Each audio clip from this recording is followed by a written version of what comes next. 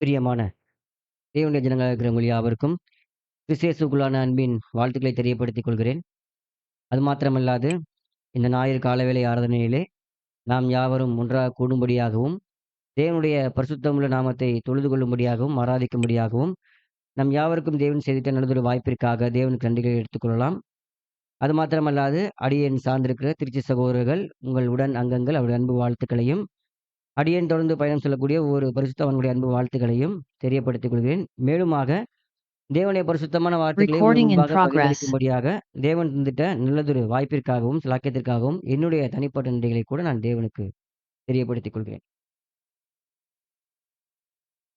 அன்பான சகோதர சகோதரிகளே, இன்றைய நாள்ல நம்ம தியானிக்க இருக்கிற பாடத்தின் தலைப்பு சகோதரர் சொல்லியபடி, பாவம் வாசலருகில் பதுங்கி இருக்கிறது.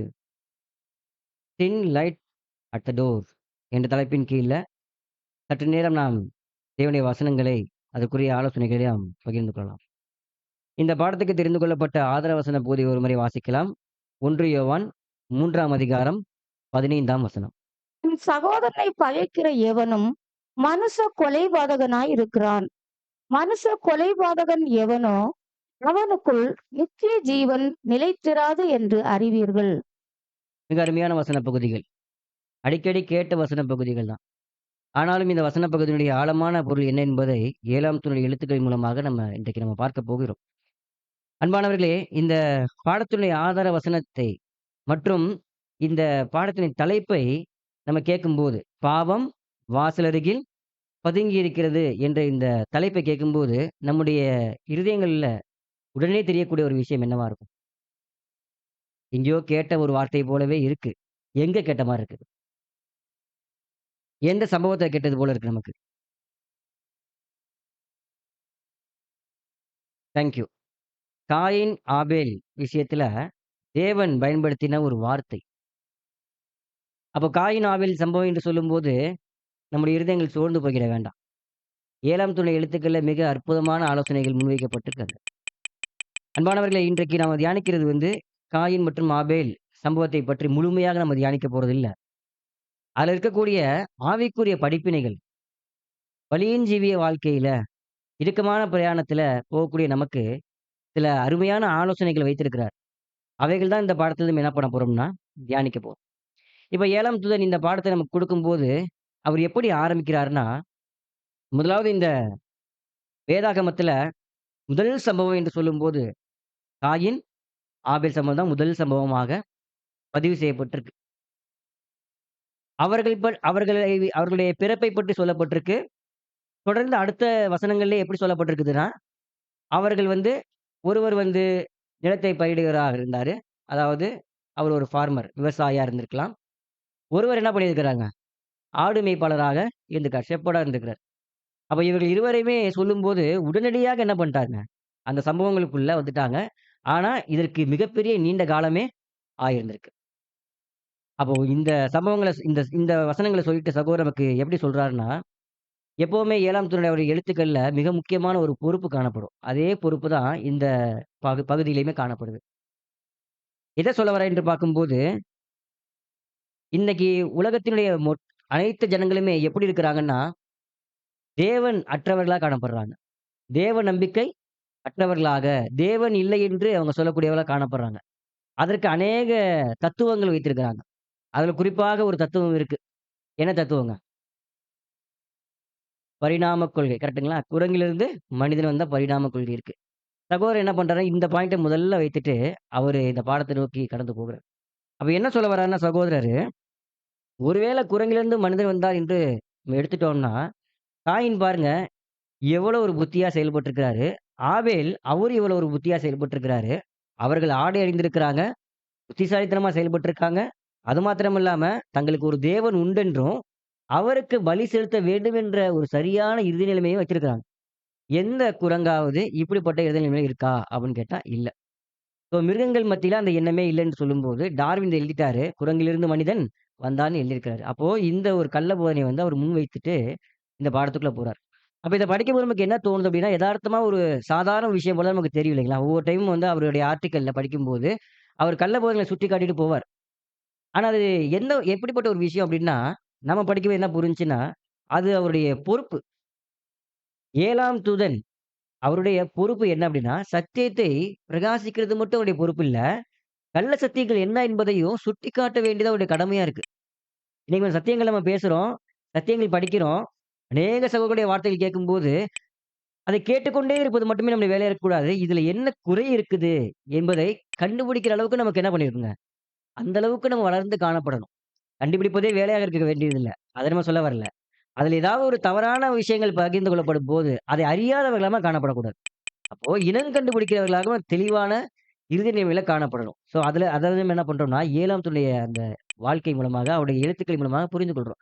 ஒவ்வொரு எழுத்துக்கள்லயுமே அவர் இப்படி சொல்லும்போது, அதோடைய 7ஆம் தூணுடைய பொறுப்பை ரொம்ப சரியாக காட்டுவதாக அங்க இருக்கு என்று பார்க்கிறோம் அன்புக்குரிய சகோதரர்களே. இதை சொல்லிட்டு அடுத்த சகோதரர் நமக்கு இந்த பாடத்திற்குள்ளாக கடந்து போறாரு. கிட்டத்தட்ட ஒரு 6 துணை தலைப்புகள் வைத்து கடந்து போறார். அந்த 6 துணை தலைப்புகளையும் தான் நம்ம இன்னைக்கு பாடமாக பார்க்க போகிறோம். முதலாவது துணை தலைப்பு பார்க்கும்போது, மதிப்பிற்குரிய காணிக்கை. தி ரெஸ்பெக்டட் ஆஃபரிங் என்ற தலைப்புல என்ன பண்றாருன்னா, சகோதரர் இங்க பேச ஆரம்பிக்கிறார். ரெஸ்பெக்டட் ஆஃபரிங் சொல்லும்போது, இந்த பாடம் வந்து காயின், ஆபேல் இந்த 2 பேத்தை பத்தி பேசும்போது, இந்த 2 பேத்த பத்தி சொல்லும்போது, இந்த 2 பேத்தை பத்தியும் பெயர்களை குறிப்பிடுறதுக்கு ஒரு சரியான சந்தர்ப்பம்னா, இந்த பலி செலுத்துற சம்பவங்கள் மட்டும் தான். வேற எந்த சம்பவமுமே இல்ல வேதத்துல பதிவு செய்யல.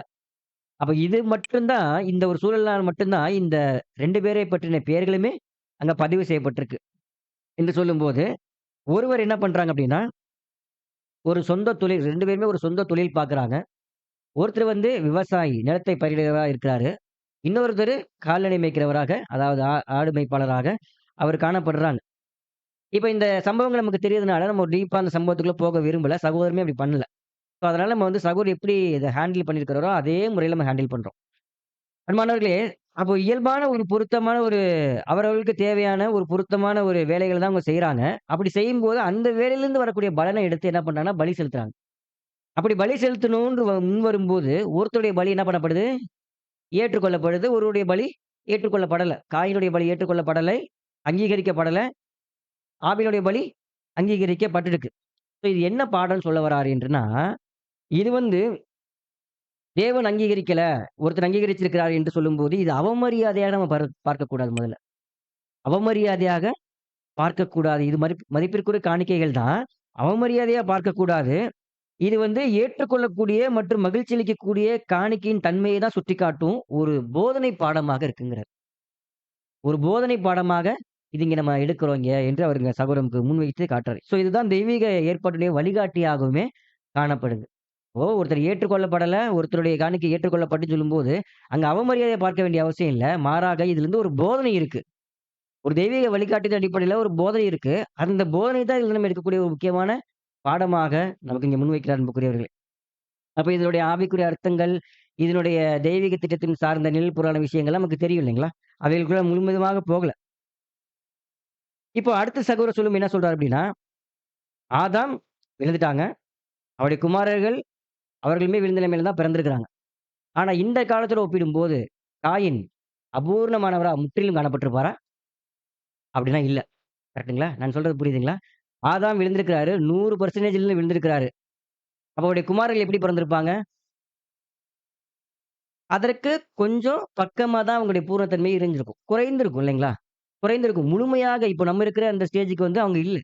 ஓரளவுக்கு நல்ல நிலைமையில தான் காணப்பட்டுருக்காங்க. அப்போ ஓரளவுக்கு நல்ல நிலைமையில கிட்டத்தட்ட சொல்றார் சகோதரர். கிட்டத்தட்ட பூரணத்திற்கு மிக அருகில தான் காயினும், ஆபேலுமே பிறந்திருக்கிறாங்க. அப்ப பூரணத்திற்கு மிக அருகில பிறந்தவங்க இவுங்க, ஒரு சிறந்த மனித அமைப்ப தான் என்ன பண்ணியிருப்பாங்க? பெற்றிருப்பாங்க. ஒரு நல்ல மனித அமைப்ப தான் பெற்றிருப்பாங்க. கிட்டத்தட்ட பூரணமானவர்களாகவே அங்க காணப்பட்டிருப்பாங்க. சில குறைபாடுகள் மட்டும் தான் அங்க இருக்கும். மற்றபடி அனைத்துமே எப்படி இருக்கும்னா, நன்கு சமநிலையில அவங்க வச்சிருந்திருப்பாங்க. சமநிலையில தான் அவங்களுடைய உருவாக்கமே அங்க இருந்திருக்கும்.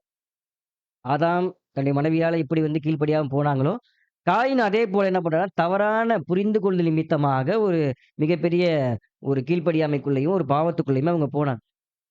ஆனா, இப்டி போற அவர்கள் பூரணத்தைக்கு மிக தூரத்துல இருந்தாங்களான்னு கேட்டா இல்ல. பூரணத்துக்கு மிக அருகில தான் இருந்து இந்த வேலைய செய்திருக்கிறாங்க. இத வந்து சகோதரர் ரொம்ப குறிப்பிட்டு சொல்றார். அப்ப அப்ப அவருடைய பலி வந்து கர்த்தர் ஏற்றுக்கொள்ளப்படல என்று சொல்லும்போது, அங்கீகரிக்கல என்று சொல்லும்போது, அவரோடு சேர்ந்து நம்மளுமே அனுதாபப்படலாம். ஆமா. ஐயோ! அவருடைய பலி ஏற்றுக்கொள்ளப்படல. அவர் ஒருவேள குறைவான பலிகள செலுத்தியிருப்பாரா? அல்லது தரம் தாழ்ந்த பலி செலுத்தியிருப்பாரா? இல்ல. அவருக்கு என்ன தோணியிருக்கோ, எப்படிப்பட்ட பலி குடுக்கணும்னு தோணியிருக்கோ, அந்த மாரி செலுத்தியிருக்கிறார். ஆனா ஃபர்ஸ்ட்டு பாராட்ட வேண்டிய விஷயம் என்னன்னா, பலி செலுத்தணும்னு ஒரு எண்ணம் வந்திருக்கு பார்த்தீங்களா? அத நம்ம பாராட்டணும். ஆனா ஏற்றுக்கொள்ளப்படல, அங்கீகரிக்கப்படலன்னு சொல்லும்போது, அதோட நம்ம அனுதாபப்படணும். அத நம்ம நம்ம வேணா விமர்சிக்க நம்ம வேலை இல்லைன்று பார்க்கிறோம். அதே நேரத்தில நான் என் குடும்பத்திலேயே மூத்த பிள்ளை. முதல் மகன். என்னுடைய பலிய தேவன் அங்கீகரிக்கல. ஆனா யார் பலி அங்கீகரிச்சுட்டாரு? ஆபேல் பலிய அங்கீகரிச்சுட்டாரு. இத பார்க்கும்போது காயின் என்ன பண்ணியிருப்பாராமா, அவர் ஆச்சரியப்பட்டிருப்பாராம். நான் தான் முதல் பையன். தேவன் சொல்லிட்ட அந்த ஸ்திரீயின் வித்து ஒருவேளை என் தாய் என்னைய தான் நெனச்சுட்டு இருக்காங்க. ஆனா என்னுடைய பலிய தேவன் என்ன பண்ணல? ஏற்றுக்கொள்ள ஏற்றுக்கொள்ளல. மாறாக யாருடைய பலியை ஏற்றுக்கொண்டிருக்கிறாருன்னா, இளைய சகோதரர் என்னுடைய சகோதரனுடைய பலியை ஏற்றுக்கொண்டிருக்காருன்னு சொல்லும்போது, அது வந்து காயினுக்கு வந்து ரொம்ப ஆச்சரியமாக காணப்பட்டிருந்திருக்குன்னு சொல்றாரு. அது மட்டும் இல்லாம, என்னுடைய பலி ஏன் ஏற்றுக்கொள்ளப்படல? அப்படிங்கிறத அவர் நியாயமா கேட்கணும் இல்லைங்களா? பலி செலுத்தணும்னு முன்வருவது மிக நல்ல எண்ணம். நல்ல எண்ணம். அந்த எண்ணத்த செயல்படுத்தும்போது தேவன் அங்கீகரிக்கல அப்படின்னா, தேவனே ஏன் அங்கீகரிக்கலன்னு கேட்கணும். யார்ட்ட? தேவன்ட்டயே கேட்கணும். ஆனா இவங்க என்ன பண்ணிட்டாங்கன்னா, காயின் தேவன்ட்ட கொண்டு போகல. தேவன்ட்ட கொண்டு போயிருந்தா, தேவன் என்ன சொல்லியிருப்பாருன்னா, நான் ஏன் உங்க பலி அங்கீகரிக்கல? நான் ஏன் ஆபேல் பலி அங்கீகரிச்சேன்னா, எனக்கு பலி என்பது பிடிக்கும். கர்த்தர் இயேசு கிறிஸ்துவினுடைய பலி அங்கீகரிக்கும் வண்ணமாக ஒரு பலி செலுத்துனாங்க. ஒரு ஆட்டு பலிய செலுத்துனாங்க. அதனால நான் அவைகள அங்கீகரித்தேன். நீங்களும் அதே போல ஒரு பலி செலுத்தினா கண்டிப்பா நான் என்ன பண்ணுவேன்? அங்கீகரிப்பேன். இதுக்கு நீங்க பெரிய சிரமப்பட வேண்டியதே இல்ல. என்று தேவன் மிக அருமையாக அவருடைய ஆராதனை முறைமை, அவருடைய பலி செலுத்தக்கூடிய முறைமை, அவர் எப்படி சேவை செய்யணும் அப்படிங்கிற விருப்பத்த அவருக்கு சொல்லிக் குடுத்திருப்பாரு தேவன். ஆனா, தேவன்ட்ட இவரு போகவே இல்ல. பலி செலுத்தணும்னு ஒரு எண்ணம் வரும்போது, நான் என்ன பலி செலுத்தினா நல்லாருக்கும்? ஒருவேள ஏற்றுக்கொள்ளப்படலன்னு சொல்லும்போது, அப்பயாவது தேவன்ட்ட என்ன பண்ணியிருந்துக்கலாம்? தேவன்ட்ட சென்று, என் பலி ஏற்றுக்கொள்ளப்படல. ஏன் ஏற்றுக்கொள்ளப்படல? நான் என்ன செஞ்சா நீங்க ஏற்றுக்கொள்ளிருப்பீங்கன்ட்டு தேவனுடைய விருப்பத்த தேடி இருக்கணும். தேவனுடைய சித்தத்த தேடி இருக்கணும். ஆனா அவங்க அது செய்யல. அப்படி செய்யாதனுடைய விளைவு தான், ரொம்ப அழகான ஒரு வார்த்தை பயன்படுத்துறாரு. பாவத்தின் நுட்பமான மெல்லிய உட்புகும் வழியை அவருடைய சொந்த அனுபவத்தில பெற்றுக்கொண்டார். சின்ன விஷயம் தான். ஆனா ரொம்ப முக்கியமான விஷயம். தேவன் சமூகத்தில சேர்றது. உங்களுடைய விருப்பம் என்னன்னு கேட்கிறது முக்கியமான விஷயம். அந்த விஷயத்த செய்யாம விட்டதுனால, பாவம் உள்ளே நுழைந்திருக்கு. அன்பான சகோதர சகோதரி. சொல்லிட்டு சொல்றாரு, இது போல உள்ள அனுபவம் உள்ள எவருமே, இத நம்ம புரிஞ்சிருப்போம். அதாவது நம்மள சொல்றாரு. இந்த மாரி நம்ம நெறைய விஷயங்கள என்ன பண்ணியிருப்போங்க, அனுபவத்த வாங்கியிருப்போம். தேவன் சித்தம் கேட்காம ஒரு விஷயத்துல நம்ம தலையிட்டு, ஒரு விஷயத்த செய்து, அதனால மிகப்பெரிய பின்னடைவுகளுக்குள்ளயும், மிகப்பெரிய ஆபத்துக்குள்ளயும் அனுபவத்த வாங்கியிருப்போம். இந்த அனுபவம் பெற்ற ஒவ்வொருவர்களுக்குமே தெரிஞ்சிருக்கும். அப்போ காயின் அவருடைய வழி ஏற்றுக்கொள்ளப்படணும் அப்டின்னா, தேவன் சமூகத்துல சென்றிருக்கணும். ஆனா, அவர் போகல. அவருடைய தவறான எண்ணம் அவருடைய தவறான எண்ணம் என்ன ஆச்சுன்னா, தேவன் என்னைய என்ன பண்ணாங்க? ரிஜெக்ட் பண்ணிட்டாரு. தேவன் என்னைய ஏற்றுக்கொள்ளல என்று தேவனுக்கு எதிரா நினைக்க ஆரம்பிச்சுட்டாரு. தேவனே ஏன் ஏற்றுக்கொள்ளன்னு தேவன் சமூகத்துல கேட்டிருந்தா, தேவன் ரிப்ளை பண்ணியிருப்பாரு. ஆனா, இவரு தனக்குள்ளவே என்ன பண்ட்டாராம்? தனக்குள்ளவே தவறான எண்ணத்த விதைச்சு, அந்த தவறான எண்ணம் அவருடைய மனம் ஃபுல்லா கட்டுப்பாட்ட பெற்றுடுச்சு. இதுல ரொம்ப முக்கியமான விஷயம். தவறான எண்ணம் மனம் ஃபுல்லா ஒரு கட்டுப்பாட்டை பெற்றுச்சு. எப்படி ஒரு நாட்டுக்கு வந்து முற்றுகை போட போம்போது, ஒரு நாட்ட புடிக்கணும்னா, அதுக்கு முதல்ல என்ன பண்ணும்? முற்றுகை போடணும் இல்லைங்களா? முற்றுகை போட்டா அந்த நாடு என்ன ஆயிடுச்சுங்க? அந்த நாடு லாக்கு தான் இல்லைங்களா? அந்த நாடு பிடிக்கப்பட்டுரும். அப்போ முற்றுகை போட விடக்கூடாது. அந்த நாட்டுடைய தலைவர். அப்போ நாம் என்று வரும்போது, நம்முடைய இருதயம் என்று வரும்போது, எந்த ஒரு தவறான எண்ணங்களும், தவறான செய்கைகளும் முற்றுகை போட விடக்கூடாது நம்மள. அப்படி முற்றுகை போட்டா, அதுதான் சொல்றாரு, மனதின் கட்டுப்பாட்டை பெற அனுமதிக்கப்பட்டது. அவருக்கு, காயினுக்கு. நாம அதுபோல அனுமதிச்சோம்னா, நம்முடைய மனதின் கட்டுப்பாட்ட அந்த தவறான எண்ணங்கள் பெற்றுக்கொண்டுச்சு அப்படின்னா, சரியான எண்ணங்கள் உள்ள வரவே வராது. நல்ல எண்ணங்கள், தேவன் சமூகத்துல சேரணும் என்ற எண்ணங்கள் வராது. இப்படி வராதனுடைய விளைவு என்ன ஆகும் அப்படின்னா, அடுத்தடுத்து ஒரு சிறு தவறு இன்னொரு பெரிய தவறுக்கு வழிநடத்தி கொண்டு போயிட்டே இருக்கும் முடியும். அதனால தான் என்ன பண்ணாருன்னா, தேவனுடைய காணிக்கைய வந்து என்னுடைய பலிய வந்து அங்கீகரிக்கல. தேவன் எனக்கு எதிரா செயல்பட்டாரு என்று தேவன் பேர்ல ஒரு தவறான எண்ணங்கள்.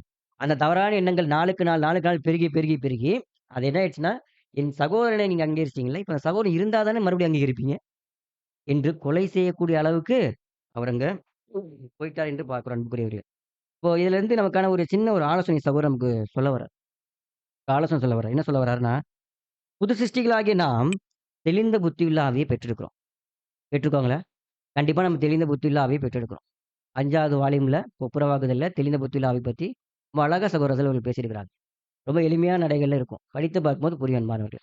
அப்ப அந்த தெளிந்த புத்தியுள்ள ஆவிய நம்ம பெற்றெடுக்கும்போது, நம்முடைய சொந்த அனுபவங்களையும், மற்றவர்களுடைய அனுபவங்களையும் அமைதியாகவும், உணர்ச்சி வசப்படாமலும், மிதமாகவும் சிந்திக்க நமக்கு உதவி அளிக்கும் இந்த தெளிந்த புத்தியுள்ள ஆவி. அவர் சொல்ற வார்த்தைகள் புரியுதுங்களா? அமைதியாகவும், உணர்ச்சி வசப்படாமலும், மிதமாகவும் சிந்திக்க உதவும். இதுதான் இந்த தெளிந்த புத்தியுள்ள ஆவி. இந்த தெளிந்த புத்தியுள்ள ஆவி நம்மகிட்ட குறையும் பட்சத்தில, குறையும்போது நாம் மற்றவர்கள் விஷயத்துல என்ன பண்ணிருவோம் அப்டின்னா, நம்முடைய விஷயத்துல என்ன பண்ணிருவோம் அப்டின்னா, உணர்ச்சி வசப்பட்டுருவோம். காயின் அப்படித்தான் செஞ்சார் இல்லைங்களா? உணர்ச்சி வசப்பட்டார். 2 விஷயங்கள மிதமா, ஒரு மாடரேட்டா பார்க்கறதுக்கு அவருக்கு எண்ணம் வரல.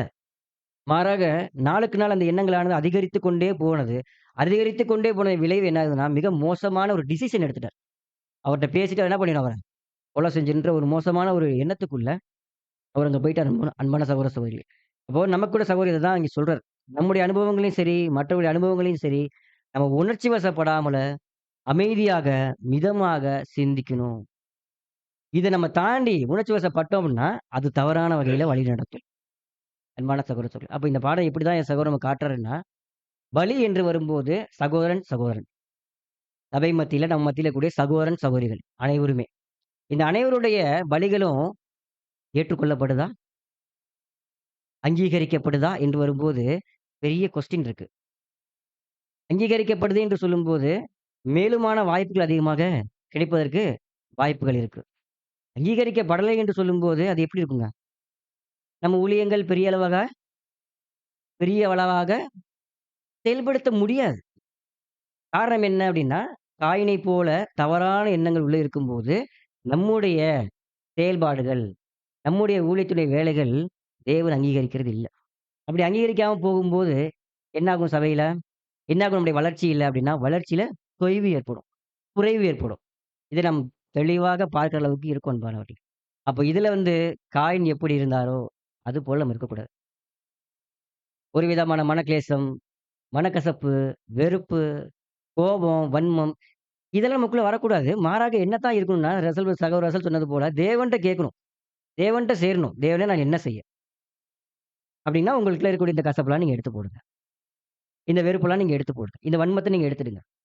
நீங்க இதெல்லாம் செய்யுங்கன்னு சொல்லி தேவன் ஒவ்வொரு படியா நமக்கு சொல்லிக் குடுக்குறாரு. ஒவ்வொரு பாடங்கள்லயுமே, ஒவ்வொரு அனுதின பரலோக மன்னாலயுமே, ஒவ்வொரு இரவின் இனிய கீதத்திலுமே தேவன் அத தான் சொல்லிக் குடுக்குறாரு இல்லைங்களா? புதிதான விஷயங்கள் இல்ல. அதை நாம் சரியாக செய்யும் பொழுதே, இந்த வன்மம், வெறுப்பு, பகை இது அனைத்துமே நம்ம விட்டு என்ன ஆயிருங்க, வெளிய போயிடும் என்று நம்ம பார்க்கிறோம் அன்புக்குரிய சகோதர சகோதரிகளே. ஸோ அப்ப நம்ம வாழ்க்கையில ஒருவேளை சந்தோஷம் வந்துட்டாலும் சரி, அங்கீகரிக்கப்பட்டதுனால சந்தோஷம் வந்தாலும் சரி, அங்கீகரிக்கப்படாம இருக்கும்போது துக்கம் ஏற்பட்டாலும் சரி, நம்ம தேவன் சமூகத்தில தான் எப்பவுமே நிக்கணும். காயின் தான் பண்ண தவற நாம் என்னைக்குமே செய்யக்கூடாது என்று பார்க்கிறோம் அன்புக்குரியவர்களே. இப்போ சப்டைட்டில் அடுத்த சப்டைட்டில்ல சகோதரர் என்ன ஒரு சப்டைட்டில் குடுக்குறாருன்னா, "நீ ஏன் கோவமாக இருக்கிற? Why are to what?" நீங்க ஏன் கோவமா இருக்கீங்க? காயின்ட்ட கேட்டார் இல்லைங்களா? ஏன் கோவமா இருக்கீங்க? அப்ப இத சகோதரன் இந்த பகுதியை நம்ம விளக்கும்போது, கோபம் என்பது தவறா? சரியா? என்று பார்க்கும்போது, பயன்படுத்தக்கூடிய விதத்தில அது சொல்லப்படும். கோபம் என்பது பயன்படுத்தக்கூடிய விதங்கள்ல தான் அது சரியா? தவறாங்கிறதே புரியும். சரி வசனங்கள்ல நம்ம படிக்கும்போது, ரொம்ப அருமையான ஒரு வசனம் இருக்குது. சங்கீதம் 7ஆம் அதிகாரம் 11ஆம் வசனம்.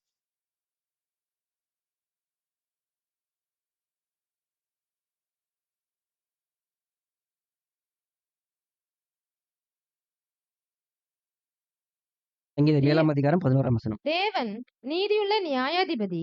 அவர் நாள்தோறும் பாவியின் மேல் சினங்கொள்ளுகிற தேவன். பார்த்தீங்களா? வசனங்கள் எப்படி இருக்குது?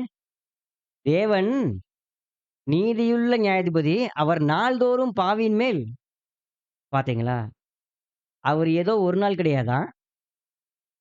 நாள்தோறும் பாவியின் மேல் சினம் கொள்ளுகிற தேவனா கோவப்படுறாருன்றாரு. அப்ப கோவங்கிறது சரியா தவறான்னு பார்க்கும்போது, அது பயன்படுத்தக்கூடிய விதங்கள்ல அது பொருந்தும். இப்ப தேவன் பாவி மேல தான் சினம் கொள்றாரு. நல்லவர்கள் மீது சினம் கொள்ளல. இப்ப கேள்வி, நல்லவர்கள் இருக்காங்களா பூமியில? யாருமே இல்ல. அந்தபடி நீதிமான் ஒருவராகில. அப்ப எல்லாருமே பாவி. அப்ப நம்ம எல்லார் மேலயும் தேவன் எப்படி இருக்கிறாரு? சினமுள்ளவரா இருக்காரு. கரெக்ட்டுங்களா? நம்ம எல்லார் மேலயும் தேவன் சினமுள்ளவரா தான் இருந்தாரு. நம்ம மேல இங்க இருக்கிற அனைவர் மேலயுமே ஒரு காலத்துல தேவன் சினமுள்ளவரா தான் காணப்பட்டாரு. எப்போ ஆண்டவருடைய இயேசு கிறிஸ்துவின் ரத்தத்தின் மேல் விசுவாசம் வைத்து உள்ள வந்தோமோ, அந்த ஒப்புரவாகுதலின் விளைவாக நம்ம மேல என்ன ஆயிட்டாருங்க? சமாதானமாக மாறிட்டார். சமாதானமாக இருக்கிறார். அப்போ கோவம் இருக்குது. நியாயமான கோவம் இருக்கு. நியாயமற்ற கோவம் ஒண்ணு இருக்கு. தேவன் படுறது நியாயமான கோவம். இப்ப காயின் கோவப்பட்டார் இல்லைங்களா? இந்த கோவம் நியாயமானதா?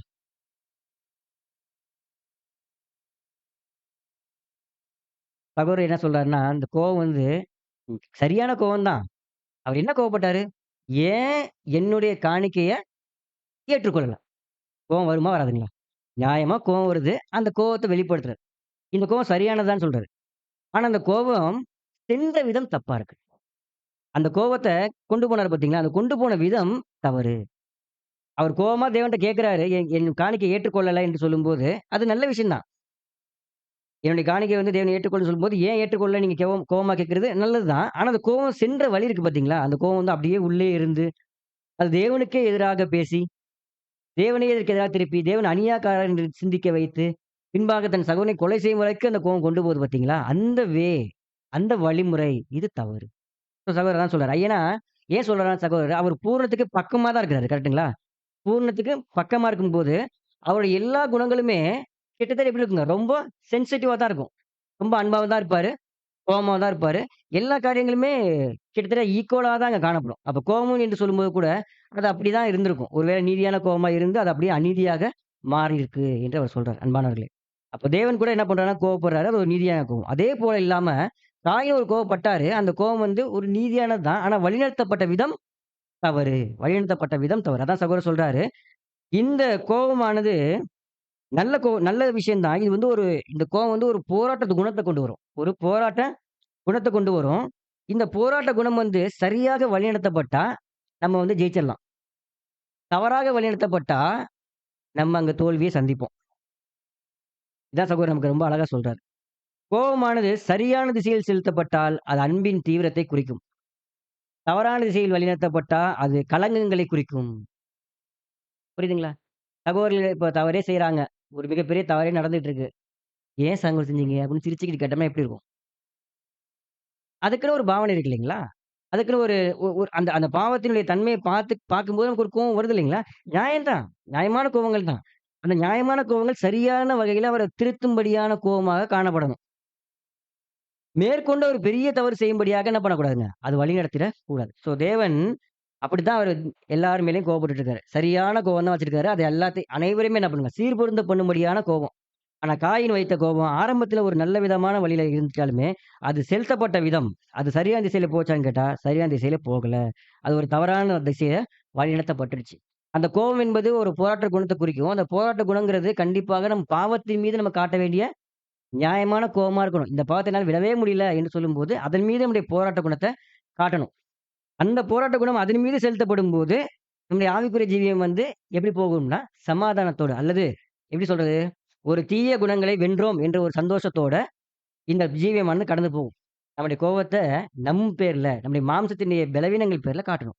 நம்முடைய கோவங்கள் இருக்கு இல்லைங்களா? நியாயமான கோவத்த சகோதரி மேல காட்டக்கூடாது. சகோதரி மேல காட்டக்கூடாது. என் பேர்ல நான் காட்டிக்கணும். காயின் என்ன பண்ணாருன்னா, சகோதரன் பேர் காட்டினாரு. இல்ல, இல்ல. அந்த அந்த கோவத்த, அந்த போராட்ட குணத்த, கோவத்தின் அடிப்படையா வரக்கூடிய போராட்ட குணத்த நம் பேர்ல காட்டணும். நம் பேர்ல காட்டும்போது, நான் இந்த பலவீனத்தில ஏன் இவ்வளவு நாள் இருக்கேன்? இவ்வளவு நாள் ஏன் இந்த பலவீனத்தில இருக்கேன்? என்று தன் பேர்ல ஒரு கோவத்த ஏற்படுத்தி, தன் பேர்ல ஒரு போராட்ட குணத்த வைத்து முன்னேறி போகும். அப்படி முன்னேறி போகும்போது தான், அது ஒரு சரியான வழிக்கு போகும். அதான் சகோதரர் சொன்னார். சரியான திசையில் செலுத்தப்பட்டா, அது அன்பின் தீவிரத்தை குறிக்கும். தவறான திசையில் வழிநடத்தப்பட்டா, அது கலங்கத்தை குறிக்கும். சரியான திசையில வழிநடத்துறது நம்முடைய பொறுப்பாக இருக்கு. அதனால தான் அப்போஸ்தலன் பவுல் சொல்லும்போது, நல்ல போராட்டத்தை போராடினேன் பார்த்தீங்களா? ஒரு போராட்டம் இருக்கு. அந்த போராட்டத்துக்குள்ள தான் அந்த ஒரு சரியான கோவமே அடங்கி இருக்கு. இந்த மாம்சத்தை எப்படியாவது என்ன பண்ணும்? ஜெயித்தே ஆக வேண்டும் என்ற போராட்டத்துல நம்ம இருக்கணும் அன்புக்குரிய சகோதர சகோதரி. அடுத்த சகோதரர் என்ன சொல்றாருன்னா, காயின் ஒரு சரியான அனுபவங்களால அவர் பயிற்றுவிக்கப்படவே இல்ல. அவர் தேவன் சம்மதத்துல கேட்டிருக்கணும். ஆனா கேட்காம அவர் என்ன ஒண்ணு செஞ்சுட்டாரு அப்படின்னா, மனதுக்குள்ளே வைத்து புழுங்கிக் கொண்டே இருந்தார். ஆங்கிலத்துல பார்க்கும்போது ப்ரூடிங். யோசித்துக் கொண்டே இருந்திருக்கிறார். அப்படி யோசிச்சுக் கொண்டே இருக்கறனால, இந்த காரியத்த ஒருவேளை அறிக்கையிட்டு இருந்தாருன்னா, உடனடியா என்ன ஆயிருக்குங்க? சரியா இருந்திருக்கும். ஆனா அவர் அறிக்கையிடாம உள்ளே வைத்து புழுங்கிக் கொண்டே இருந்தனால, அந்த கோவமானது வெறுப்பாயிருச்சு. பாத்தீங்களா? எங்க கொண்டு போகுது பாத்தீங்களா? அந்த கோவமானது வெறுப்பாயிருச்சு. வெறுப்பாய் சுத்தி திரிஞ்சுட்டாரு. இப்ப அந்த வெறுப்பு நான் காலப்போக்குல என்ன ஆயிடுச்சு அப்டின்னா, பெரிய பகையாயி அவர கொலை செய்ற அளவுக்கு சூழ்நிலைகள் கொண்டு போயிருச்சு. அன்பான சகோதர, சகோதரிகளே, அப்ப இந்த இடத்துல சகோதரர் ரொம்ப அழகா ஒரு பாயிண்ட் குடுக்குறாரு. என்னன்னா, அவர் கோவம் அடைஞ்சிருக்கிறாரு, கோவப்படுறாரு. ஒரு நியாயமான கோவம் தான். சரியான திசையில வழிநடத்தப்படணும். ஆனா, தேவன் என்னை அங்கீகரிக்கலன்னு சொல்லி, தேவன் அநீதியானவர் என்பது போல அவர் கோவமாயிடுச்சு. தேவன் அநீதியானவர் போல அவருடைய கோபம் ஆனனால, இப்ப தேவன் என்ன பண்றாரு அப்டின்னா, அவர் தரப்புல அவர் செய்ய வேண்டிய நியாயமான விஷயத்த செய்யணும். என்ன நியாயமான விஷயம்? சகோதரர் அழகா சொல்றார். இப்போ காயின் இவ்வளவு கோவமா இருக்கிறாரு. அவருடைய முகநாடி எல்லாம் வேறுபட்டுருச்சு. இப்ப அவருக்கு ஆறுதல் சொல்ல யாருமே இல்ல. பூமியில தேடி பார்த்தா யாருமே கிடையாது. தேவனா நான் மட்டும் தான் இருக்கேன். இப்ப அவரே பேசுறாரு. "நீங்க ஏன் கோவமா இருக்கீங்க?" தேவன் கேட்கிறாரு இல்லைங்களா? இது ஏன் தேவன் கேட்கணும்? அப்டின்னா ரொம்ப நல்லா சொல்றாரு. அவருக்கு ஆலோசனை வழங்குறதுக்கு, காயினுக்கு ஆலோசனை வழங்க தன்னை தவிர யாருமே இல்லன்னு தேவன் தெளிவா புரிஞ்சுகிட்டு, அவரே கேள்வி கேட்கிறாரு. "நீங்க ஏன் கோவமா இருக்கீங்க?" இன்னைக்கு நம்மகிட்ட கேட்டா எப்படி இருக்குங்க? நம்மகிட்ட எல்லாத்துட்டயும் கேட்டா எப்படி இருக்கும்? நம்மகிட்ட தேவன் கேட்கிறாருங்களா? ஏன் கோவமா இருக்கீங்கன்னு? தினந்தோறும் கேட்கிறாரு இல்லைங்களா? வேத வசனங்கள் மூலமா கேட்கிறாரு. அனுதின எழுத்துக்கள் மூலமா தேவன் நம்மகிட்ட கேட்கிறாரு இல்லைங்களா? ஆனா தேவன் அங்க, அந்த நேரத்துல, அந்த காலத்துல, அந்த டைம்ல யாருமே இல்லாத ஒரு புது குடும்பம் அங்க இருக்கிறாங்க. பூமியில யாருமே இல்ல. ஒரு புது குடும்பம் இருக்கிறாங்க. அவங்க மட்டும் தான் ஒரே குடும்பமா இருக்கிறாங்க. இப்ப இந்த குடும்பத்துல ஒருத்தருக்கு மிகப்பெரிய சங்கடம் இருக்கு, கோவம் இருக்கு, மன வருத்தம் இருக்கு. இப்ப அந்த மன வருத்தத்த எடுத்து போடுறதுக்கு, அந்த மன வருத்தத்த சரி பண்றதுக்கு யார் தான் ஆலோசனை குடுக்கணும்? நான் மட்டும் தான் குடுக்கணும். நான் மட்டும் தான் இருக்கேன் என்று தேவனே இறங்கி, "நீங்க ஏன் கோவமா இருக்கீங்க? உங்க முகநாடி ஏன் வேறுபட்டிருக்கு?" அப்பதான் ஆலோசனை குடுக்குறாரு. "நன்மை செய்தால் மேன்மை இல்லையோ?" அருமையான வார்த்தை. அன்பான சகோதரர். அந்த வசனத்த நீங்க வாசிக்கலாம். ஆதியாகமம் 4ஆம் அதிகாரம் நீ 7ஆம் நன்மை வசனம். செய்தால் மேன்மை இல்லையோ? நீ நன்மை செய்யாதிருந்தால் பாவம் வாசற்படியில் படுத்திருக்கும். அவன் ஆசை உன்னை பற்றியிருக்கும். நீ அவனை ஆண்டு கொள்ளுவாய் என்றார். அன்பான சகோதரர். மிக அருமையான ஒரு வசன பகுதிகள். தேவன் வேதத்துல வேதத்துல முதல் சம்பவத்த பதிவு செய்றார். முதல் சம்பவம் ஓல்ட் இஸ் கோல்டுன்னு சொல்லுவோம் இல்லைங்களா? எவர் கிரீன் சம்பவம் இது. இது எப்பவுமே நமக்கான ஒரு சம்பவமாக தேவன் வைத்திருக்கிறார். இது நித்தியத்துக்கும் இந்த வார்த்தைகளானது நமக்கு எப்பவுமே பசுமையாகவே காணப்படும். ஜீவன் அளிக்கக்கூடிய ஒரு விஷயமா காணப்படும். இந்த வார்த்தைய பாருங்க. எப்பேர்ப்பட்ட வார்த்தைன்னா, "நீ நன்மை செய்தால் மேன்மை இல்லை." நீ கோவமா இருக்கீங்க ஓகே. ஆனா நீங்க என்ன செய்யணும்? நன்மை செய்யணும்ல. நீங்க நன்மை செஞ்சா உங்களுக்கு மேன்மை கிடைக்கும்ல. நீங்க கோவப்பட்டுக்கிட்டே இருந்தீங்கன்னா, உங்களுக்கு நன்மை கிடைக்கவே கிடைக்காது. உங்களுக்கு மேன்மை கிடைக்கவே கிடைக்காது. தேவனுடைய ஆலோசனை முதல் ஆலோசனை குடுக்குறாரு. இட்ஸ் பெஸ்ட் ஆலோசனை. மிக மிக அற்புதமான ஆலோசனை.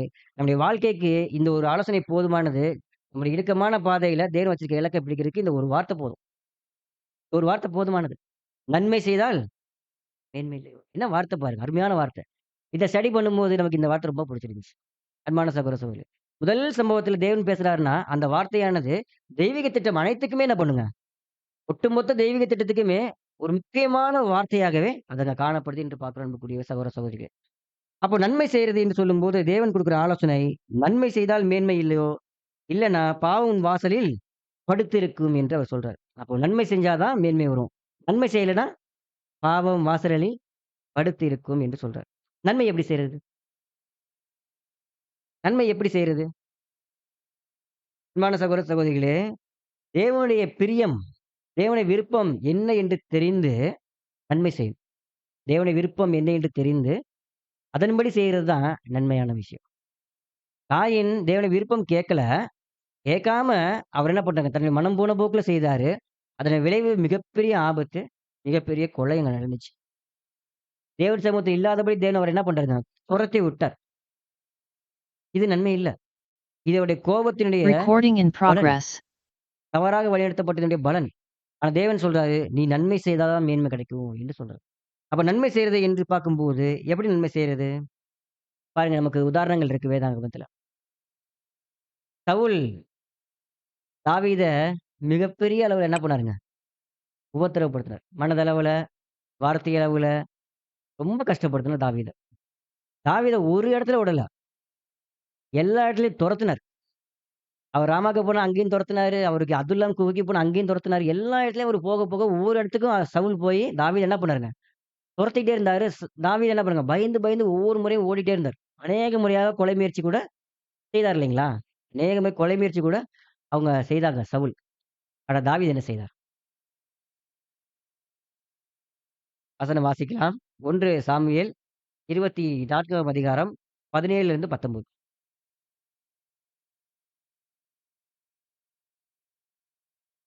தாவீதை பார்த்து, நீ என்னை பார்க்கிலும் நீதிமான். நீ எனக்கு நன்மை செய்தாய், நானோ உனக்கு தீமை செய்தேன். நீ எனக்கு நன்மை செய்ததை இன்று விளங்க பண்ணினாய். கர்த்தர் என்னை உன் கையில் ஒப்பு கொடுத்திருந்தும் நீ என்னை கொன்று போடவில்லை. ஒருவன் தன் மாற்றானை கண்டுபிடித்தால் அவனை சுகமே போக விடுவானோ? சுகமே போக விடுவானோ? இன்று நீ எனக்கு செய்த நன்மைக்காக கர்த்தர் உனக்கு நன்மை செய்வாராக. நீ நிச்சயமாக ராஜாவாய் இருப்பாய். போதும் சிஸ்டர். பாருங்க இந்த வசனங்கள்ல மிக அழகாக வார்த்தைக்கு பதிவு செய்யப்பட்டிருக்கு. தாவீது நீங்க நீதிமான். நான் உங்களுக்கு என்ன செஞ்சேன்? தீமை செஞ்சேன். நீங்க போற இடம் எல்லாமே உங்கள தொரத்துனேன். உங்கள அநேக முறை கொலை செய்யறதுக்கு முயற்சி பண்ணேன். நீங்க எனக்கு என்ன பண்ணியிருக்கீங்க? நன்மை செஞ்சிருக்கீங்க. என்ன நன்மை? அவருக்கு சாதகமான சூழல் கிடைச்சது. சவுல கொலை செய்வதற்கான அநேக சந்தர்ப்பங்கள் கிடைச்சது. எந்த சந்தர்ப்பத்திலயுமே என்ன பண்ணல அவரு? கொலை செய்யவே இல்ல. கடைசியா கூட என்ன சொன்னாருங்க? தேவன் அபிஷேகம் பண்ணப்பட்ட மனிதரை தொடலாமான்னு சொன்னார் இல்லைங்களா? எப்பேர்ப்பட்ட வார்த்தை பாருங்க அன்பானவர்களே. இதுதான் நன்மை. அபிஷேகம் பண்ணப்பட்டவர்கள் மீது கை போடக்கூடாது. ஒரு வார்த்தை நம்ம பேசிடக்கூடாது. இதுதான் நன்மை. அபிஷேகம் பண்ணப்பட்டவர்கள் யாருங்க? புதிய சிருஷ்டிகள். நம்ம தான். நம் பேர்ல கை போடுறதில்ல. ஒரு வார்த்தை கூட பேசக்கூடாது.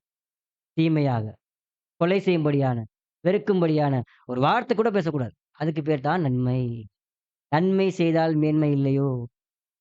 That is the good. இந்த நன்மை நம்ம செய்யும்போது மட்டும் தான் யோசிச்சு பாருங்க. இப்படிப்பட்ட ஒரு ஒரு புதிய சிருஷ்டியா இருந்தோம்னா, நம்ம ஜீவியம் எப்படி இருக்குங்க? பரிசுத்தமான ஜீவியமா காணப்படும் இல்லைங்களா? யாரையுமே குறை பேசாம, யாரை பத்தி தீமை பேசாம, யார பத்தியும் அவதூறு பேசாம இருந்தோம்னா, எப்படிப்பட்ட ஜீவியமா இருக்கும்? ஒருவேளை அப்படிப்பட்ட நபர்கள் நம்ம மத்தியில வந்து அவதூறு பேசுவதற்கான சந்தர்ப்பங்கள ஏற்படுத்தினா கூட, அந்த இருதய நிலை உள்ளவர்கள் வேணான்பாங்க. ரொம்ப அழகா 6த் வரைக்கும் கூட சகோதரர் பேசியிருக்காரு. வேணாம் இந்த இந்த இந்த மாரி சந்தர்ப்பத்த அவாய்ட் பண்ணுங்க. வேண்டாம். சுத்தமான இதயத்தில இருக்கக்கூடிய புது சிருஷ்டிகளாக காணப்படுவாங்க அன்புக்குரியவர்களே. இதுதான் நன்மை. சகோதரர்கள் நாம் செய்யக்கூடிய பெரிய நன்மை. நேரடியாக நம்ம அவர் மேல கைப்பட முடியாது. நேரடியாக சகோதரர் நம்ம கொலை செய்ய முடியாது. அதைக்கூட சகோதரர் சொல்றாரு. நேரடியா ஒரு வேளை கொலை செய்றதுக்கு ஒருத்தர் இருக்கிறாருன்னா, அவர் கண்டிப்பா புது சிருஷ்டியே இல்ல. ஒருத்தர் கொலை செய்றாரு அப்படின்னா, அவர் புது சிருஷ்டியே கிடையாது. ஆனா புது சிருஷ்டிகள் யாருமே என்ன பண்ண போறதில்லைங்க. ஒருவரை கொலை செய்யவே முடியாது. அப்படி செஞ்சுட்டா கண்டிப்பா ஒரு புது சிருஷ்டி கிடையாது. அவரு கோ டூ செகண்ட் டெத். அவர் 2ஆம் இடத்துக்கு போயிருவாரு. அந்த மாரி தண்டனை தான் அவர் வாங்கிக்குவார் என்று சொல்றாரு. ஆனா, அதைக் காட்டிலும் மேலானதாக கை போடுறது என்று சொல்லும்போது, தவறான அ அவதூறான வார்த்தைகள், அவதூறான செய்கைகள், அவரைப் பற்றி நல்ல பெயர்களை கெடுப்பது இதுதான் கொலை. அன்பான சகோதர சகோதரிகளே. இது எப்படிப்பட்டவர்கள் செய்வாங்க அப்படின்னா, காயின் போல நபர்கள், கோவமாக இருக்கக்கூடிய நபர்கள், வஞ்சகமா இருக்கக்கூடிய நபர்கள், இந்த மாரியான விஷயங்கள செய்வதற்கு வாய்ப்பு அதிகமா இருக்கும். இவர்களால தான் தீமைகள் பரப்பப்பட்டுக் கொண்டே இருக்கும். தீமைகள் பரப்ப கொண்டே இருக்கும். இந்த சகோதரர் இப்படிதான் இருந்தாரு. இந்த சகோதரி இப்படிதான் பண்ணாங்க. அந்த ஸ்டாண்ட் பாயிண்ட்ல இருந்து மாறவே மாட்டாங்க. இறங்கவே மாட்டாங்க. அன்பான சகோதர சகோதரி. அதனால தேவன் சொல்றாரு, "நீ ஏன் கோவமா இருக்கீங்க? நீங்க நன்மை செய்யுங்க, மேன்மை அடைவீங்க." இந்த ஒரு ரொம்ப அருமையான ஒரு கொள்கையை நமக்கு கொடுக்கிறார் அன்புக்குரிய சகோதர சகோதரிகளே. அடுத்தபடியாக ஒரு வசனம் வாசிக்கலாம். 1 தீமோத்தேயு 6ஆம் அதிகாரம் 18ஆம் வசனம்.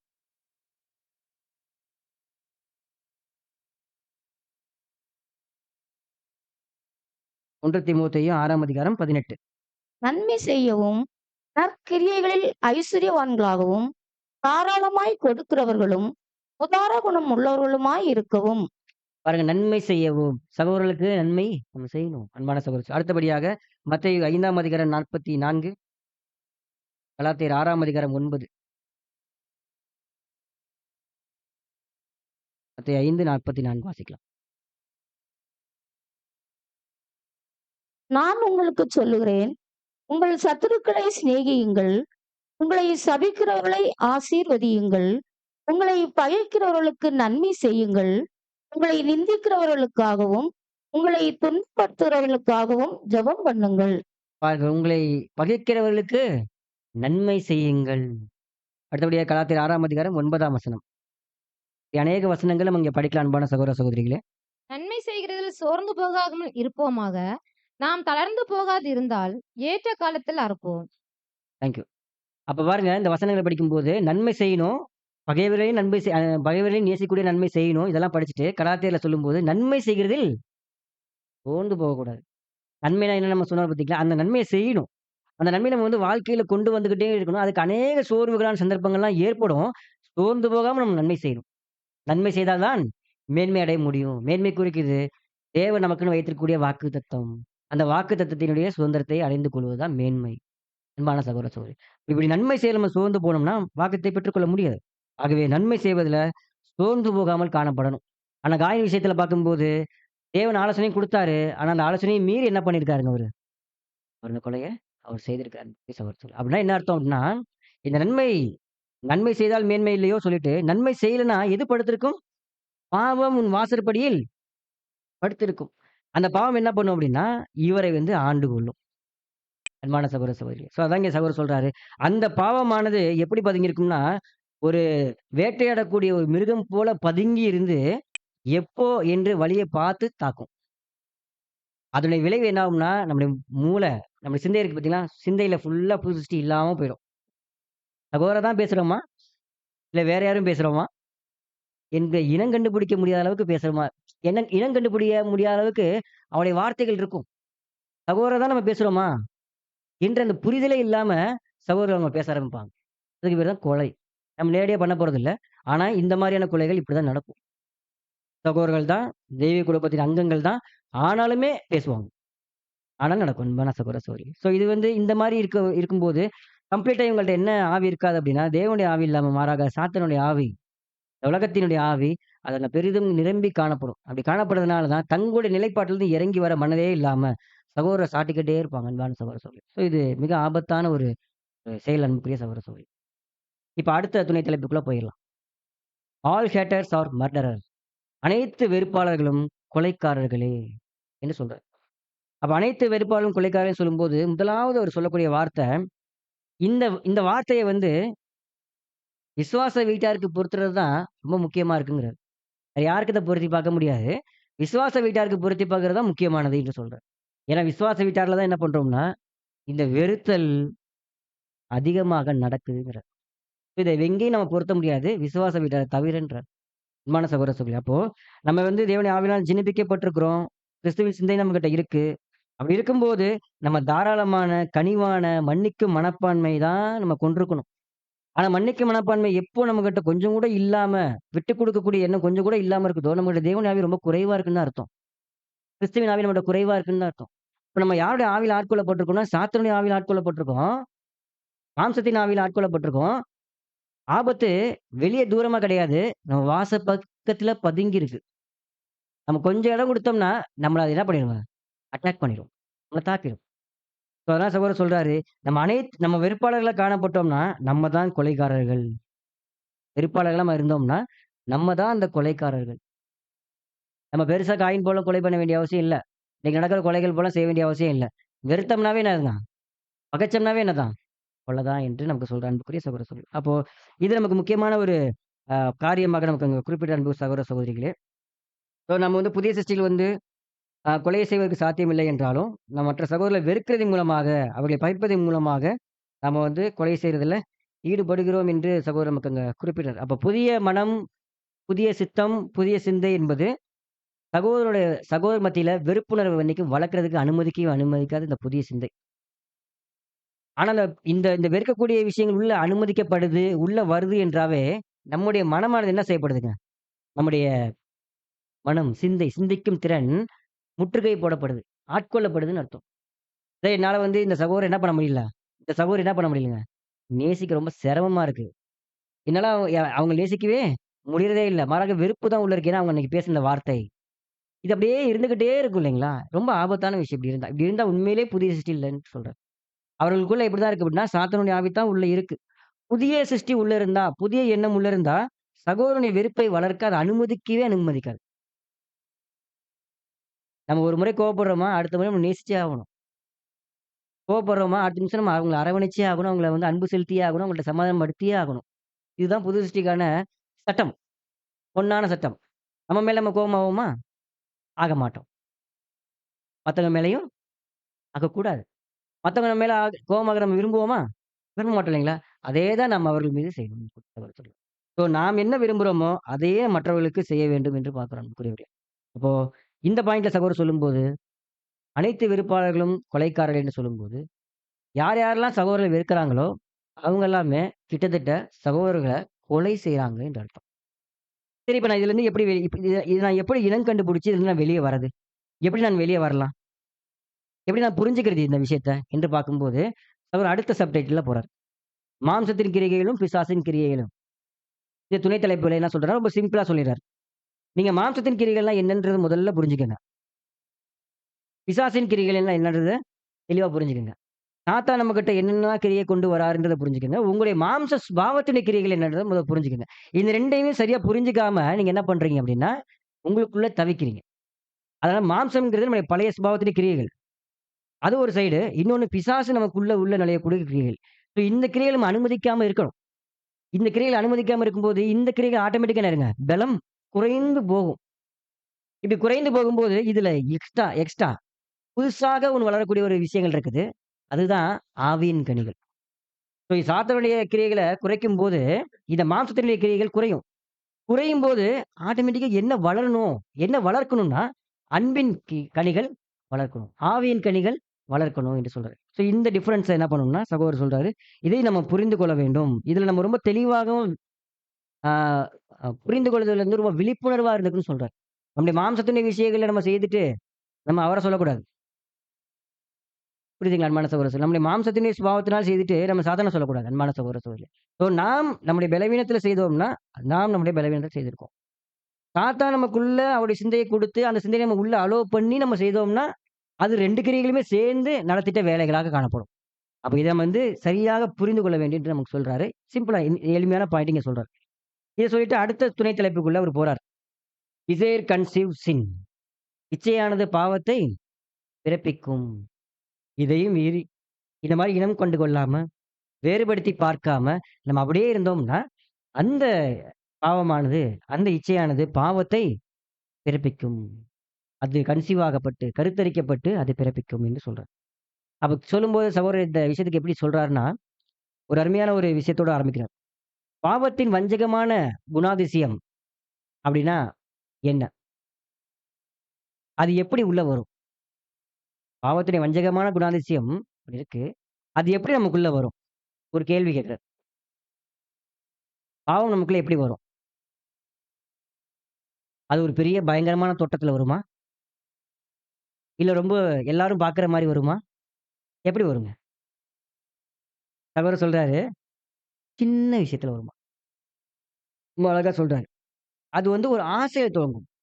டிசைர். ஒரு ஆசையில தொடங்கும். அந்த ஆசை ஏதோ பயங்கரமான தோற்றத்துல வராது. மாறாக சுயநலத்தால் தூண்டப்பட்ட சின்ன ஆசையா ஆரம்பிக்குமாம்.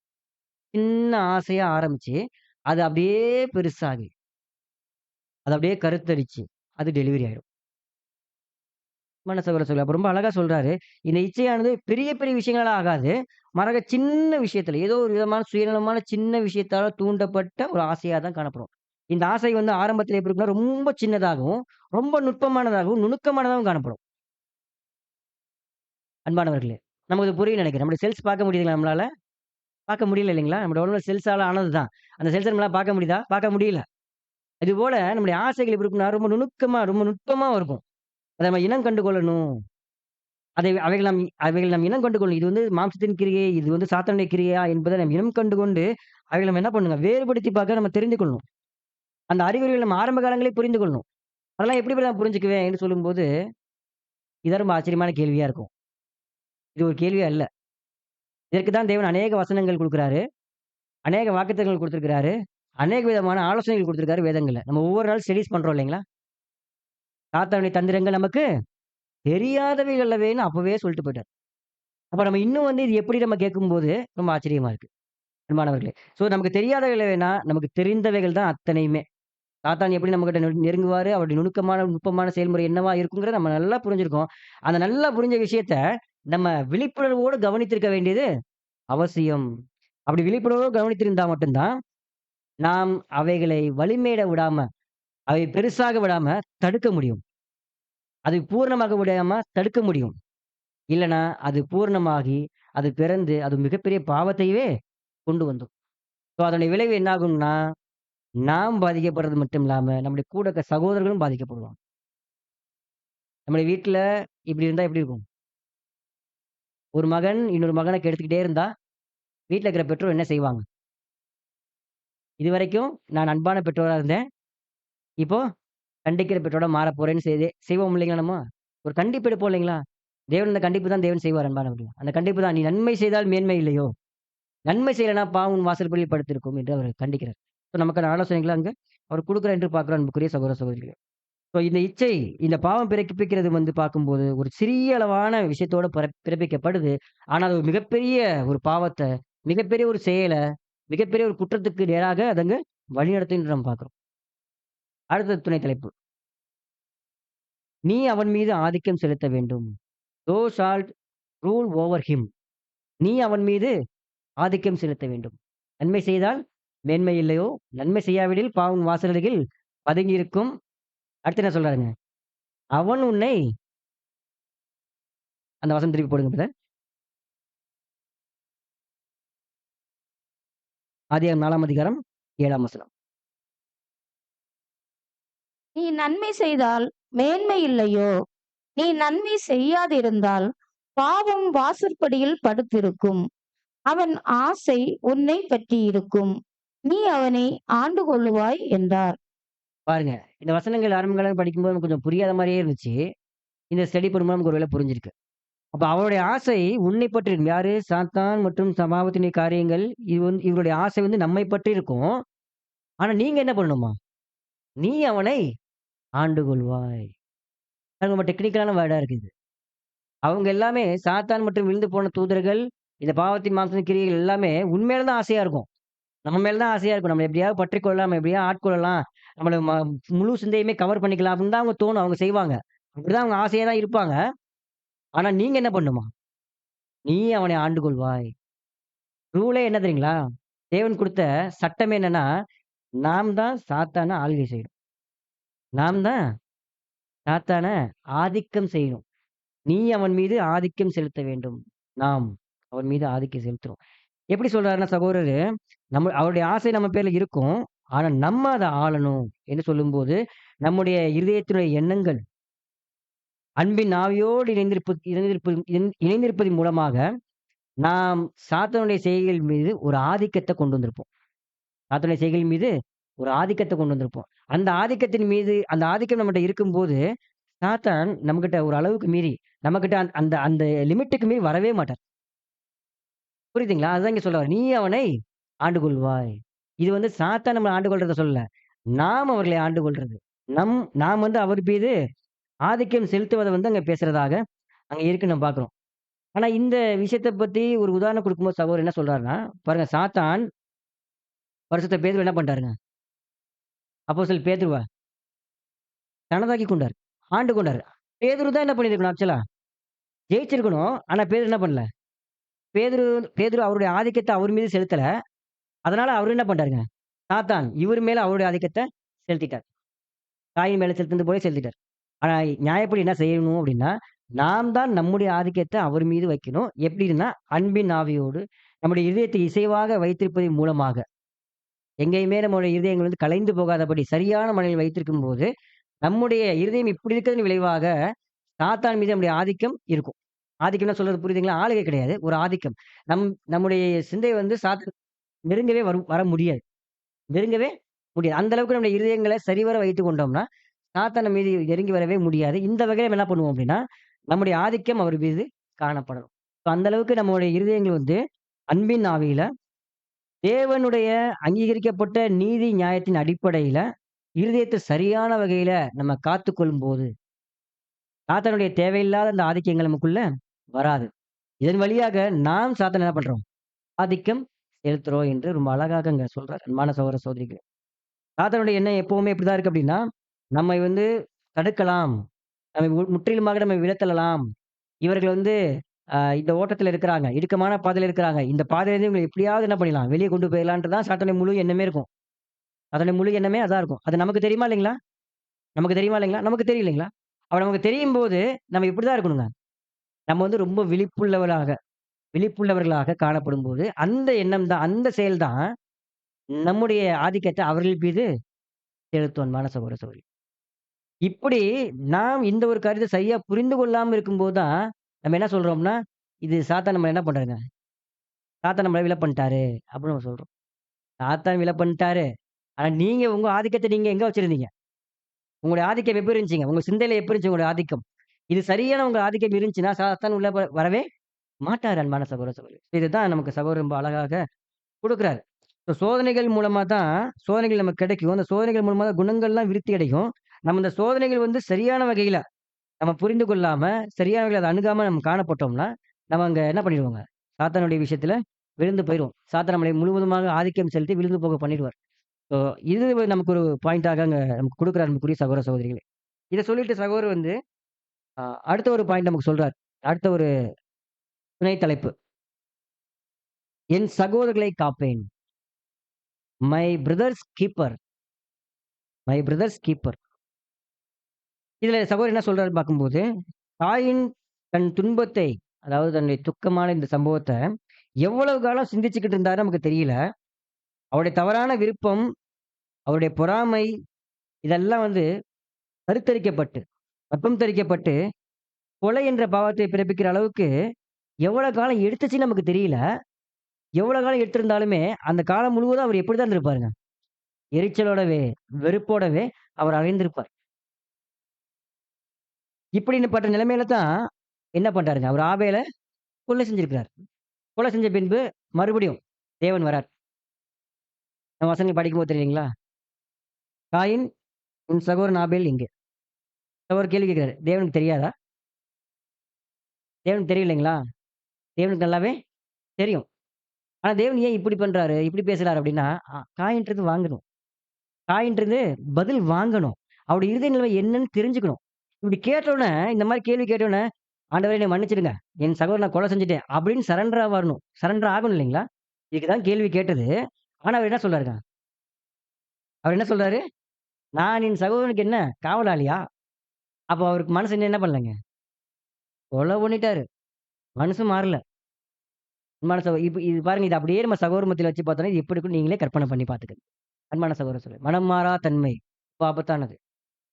அப்போ சகோதரர் தான் சொல்றாரு. அந்த சகோதரனுக்கு நான் காவலாளியோ என்று கேட்கக்கூடிய அந்த கேள்வி, தொடர்ந்து கேட்டுக்கொண்டே இருக்குதுங்கிறார். தொடர்ந்து கேட்டுக்கொண்டே இருக்குது. இன்று வரைக்கும் புது சிருஷ்டிகளிடையே கூட இந்த கேள்வி கேட்கப்படுதுங்கிறார். ஆதாமுடைய இயற்கையான குடும்ப உறவினர்கள் மட்டுமல்ல, கர்த்தருடைய குடும்பத்தின் சகோதரர்களாகிய புது சிருஷ்டியிடையேயும் கூட இந்த கேள்வியானது கேட்கப்படுகிறது. நான் என்ன என் சகோதரனுக்கு காவலாளியா? இது கேட்கும்போது எப்படி இருக்குங்க? இப்படித்தான் நம்ம கேட்கிறோம்ன்றாரு. காயின் போல சில இடங்கள்ல என்ன பண்ணிக்கிறோம்னா, நான் என் சகோதரனுக்கு என்ன காவலாளியா? வாட்ச்மேனா நானு? என்று நம்ம கேட்கிறோம். அதுதான் சகோதரர் நமக்கு சப்டைட்டில் குடுத்திருக்காரு. My brother's keeper. என் சகோதரர்களை காப்பேன். அல்லது என் சகோதரருக்கு நான் காவலாளி தான் அப்படின்னு அவர் எழுதுறாரு. அன்பான சகோதர சகோதரிகளே. பாருங்க இது நமக்கு புரிஞ்சிருக்கு இல்லைங்களா? எந்த அளவுக்கு நம்முடைய சகோதரருக்கு நம்ம காவலாளியா இருக்கிறது. காவலாளின்னா புரியுதுங்களா? என் சகோதரன் நான் தான் பாதுகாப்பேன். என் சகோதரருக்கு நான் தான். அவருக்கு நான் தான். நான் இப்படிதான் நான் இருப்பேன். இதுதான் இருக்கணும். ஆனா, புது சிருஷ்டியிலேயே கூட இன்னைக்கு வரைக்கும் எப்படி இருக்கு அப்படின்னா, என் சகோதரருக்கு நான் காவலாளியா? இந்த கேள்வி இன்னுமே போயிட்டு இருக்குங்கிறார். அப்படின்னா, சரி அது இருக்கட்டும். பொறுப்பா இருக்கணும், காப்பாளரா இருக்கணும், காவலாளி இருக்குன்னு சொல்லும்போது, எந்த அளவுக்கு இருக்கணும்? எவ்வளவு தூரம் இருக்கணும்? நம்முடைய சகோதரர் மீது நம்முடைய பொறுப்பு, அல்லது ஒரு பாதுகாப்பா இருக்கிறது, எந்த அளவுக்கு இருக்கணும்? என்று பார்க்கும்போது, சகோதரர் சொல்றாரு, அதுக்கு அளவே இல்ல. லிமிட்டே இல்ல. உங்களால எவ்வளவு முடியுமோ அவ்வளவு தூரம் இருக்கணும்னு சொல்றாரு. எந்த அளவுக்கு மேல இருக்க முடியுமோ, அந்த அளவுக்கு நம்ம இருக்கணும். அவர் சொல்லும்போது சகோதரர் நமக்கு சொல்றாரு, நம்ம எல்லாமே தெய்வீக குடும்பத்தின் அங்கங்களாக, உறுப்பினர்களாக, அன்பின் கட்டுகளால நம்ம கட்டப்பட்டிருக்கோம்.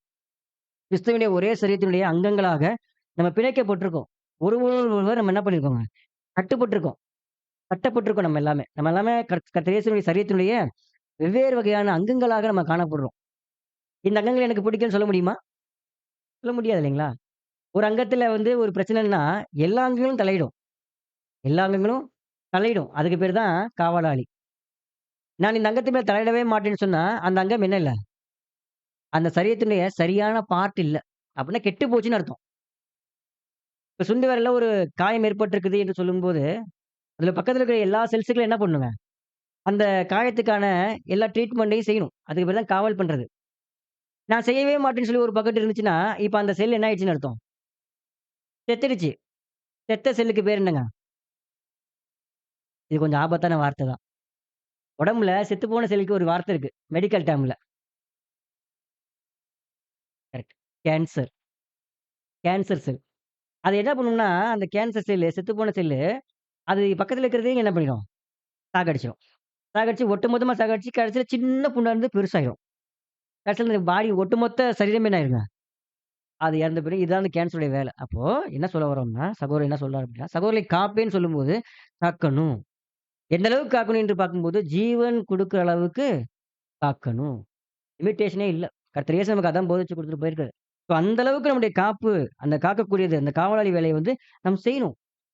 மிக தாழ்வான சரீரத்தினுடைய அவயம், மிக தாழ்வான சரீரத்தினுடைய அவயத்துக்கு நாம் எந்த அளவுக்கு முக்கியத்துவம் குடுக்குறோமோ, அதே போல ஆவிக்குரிய குடும்பத்தில் குறைவான மனம் கவர்ந்த மற்றவர்களை விட நமது கவனம், அனுதாபம், ஊழியம் என்னும் ஆடையால அவர்கள மூடணும். என்ன சொல்ல வரேன்னா சகோதரரே, சபையில சில பேர் எப்படி இருப்பாங்க அப்படின்னா, ரொம்ப பிரபலமாலாம் இருக்க மாட்டாங்க. ரொம்ப சிம்பிளா தான் இருப்பாங்க. குறைவா தான் இருப்பாங்க. ரொம்ப சிம்பிளான சகோதரர் தான் இருப்பாங்க. நம்ம அந்த சகோதரரை நம்ம என்ன பண்ணணுன்றாருங்க, காவல் காக்கணும். அந்த சகோதரருக்கும் நம்முடைய தேவையான அன்பை நம்ம வழங்கணும். ஊழியத்தை வழங்கணும். அனுதாபத்த காட்டணும். அவங்க வராங்க, போறாங்கன்றது மட்டும் இல்லாம, அவர்களை குறித்து, அவர்களுக்கு என்ன தேவை என்பதை குறித்து செக் பண்ணணும். கண்டுபிடிக்கணும். அவங்கள நம்ம பேசணும். இதுதான் அந்த அங்கம் அந்த அங்கத்திட்ட பழகுறது. இந்த செல் அந்த செல்லோட பழகுறது. இப்படி பழகும்போது தான் நமக்கு என்ன தெரியுங்க, ஓ! இந்த சகோதரர் அமைதியா வந்துட்டு போனாரு. இப்படிதான் போயிட்டு இருந்தாரு. நான் என்னமோ நினைச்சேன். ஆனா பேசி பார்க்கும்போது உள்ளுக்குள்ள அவ்ளோ வேதனை வச்சிருக்கிறாரு. சொல்றோம் இல்லைங்களா? அப்போ அதுதான் 7ஆம் தூதன் சொல்லுவாரு. கனிவாக கை கூக்குறது, அன்பார்ந்த வார்த்தைகள். இதெல்லாம் நம்ம செய்யணும் அன்பான சகோதரர். இது செய்யும்போது தான் இதுதான் சகோதரரை காக்கிறது.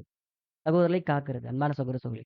ஸோ காக்கிறோடைய விதங்கள் பார்க்கும்போது, நம்முடைய ஜீவன் நம்முடைய ஜீவன் போகிற வரைக்குமே நம்ம என்ன பண்ணணும்னா, சகோதரரை காக்க வேண்டிய கடமை நமக்கு இருக்கு என்று பார்க்கிறோம் அன்பான சகோதர சகோதரி. அப்போ நம் மத்தியில கவனம் குறைந்த, அல்லது நம்ம கவனிக்க தவறிய, அல்லது கனத்தில் குறைந்த இருக்கக்கூடிய சகோதரர நம்ம என்ன பண்ணணும்னா, நேசிக்கணும். அவர்களுக்கு தேவையான பாதுகாப்பை கூட நம்ம என்ன பண்ணணுங்க, செய்யணும். ஸோ இது ரொம்ப முக்கியமா சொல்றேன். அதே நேரத்துல பாடத்துடைய முக்கியமான விஷயத்துக்கு நம்ம வரும்போது, நாம் இன்னொரு சகோதரரோடு முரண்பாட்டுல இருக்கும்போது, நம்மை குறித்து தவறான காரியங்கள்ல பேசும்போது, தவறான காரியங்களில் இருந்து வெறுப்பும், கசப்போட இருக்கும்போது, அந்த சகோதரர்களுக்கு நம்ம என்னதான் பண்ணணுங்க? காவல்காரர்களா காணப்படணும். காவல்காரர்களாக காணப்படணும். எது வரைக்கும்னா, ஜீவன் வரைக்கும் காணப்படும். நம்முடைய ஜீவன் குடுக்குற வரைக்கும் காணப்படணும். இல்ல அந்த சகோதரர் வந்து என்ன பண்ண மாட்டாங்க, எங்கட்ட உடன்பட மாட்டாங்க. பரவால்ல. அந்த சகோதரருக்கு நீங்க காவல்காரரா இருக்கிறது நம்முடைய கடமை. எப்படி நம்ம செய்யலாம் அத? நம்ம பேச வரும்போது கூட, அவாய்ட் பண்ற மாரி தான் இருக்கக்கூடிய ஒரு நபர்களா பார்க்கும்போது நம்ம என்ன செய்யணும்? இப்ப அவர் அந்த மாரி நபர்கள் மத்தியில நம்ம எப்படி நம்முடைய காவல் காக்கிற அந்த கடமைய செய்றது? என்று பார்க்கும்போது, ரொம்ப அற்புதமான ஒரு வாய்ப்பு நம்மகிட்ட இருக்கு. ஜெபம். கிருபாசன தண்டனையில ஒவ்வொரு நாளும் வைக்கணும். என்ன பத்தி தவறா சொல்லியிருக்கிறாங்க. இவன் நல்ல பேர கெடுத்திருக்கிறாங்க. இல்லாததெல்லாம் சொல்லியிருக்கிறாங்க. பரவால்ல நான் தேவன் சமூகத்துல வைக்கிறேன். இது நன்மையான விஷயம்.